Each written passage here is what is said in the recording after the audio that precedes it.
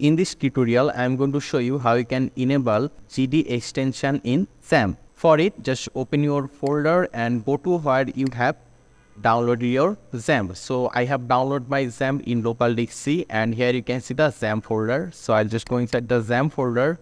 Then we need to look for the PSC folder. Here you can see PSC folder. We'll go inside the PSC folder. Then we'll go down and we need to look for psc.ini file. There you can see.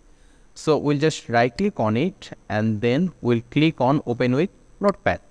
And here we need to search for the GD extension. For it, just press Ctrl F and you will see a search option like this. So here just search for GD, then press enter.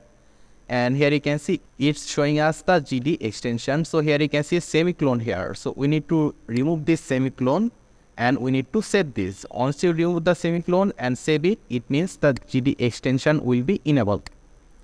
So this is how you can enable and add GD extension in XAMPP. I hope this was useful. If you have any question, just let me know in the comment section. Make sure to subscribe and I hope to see you in the future tutorials.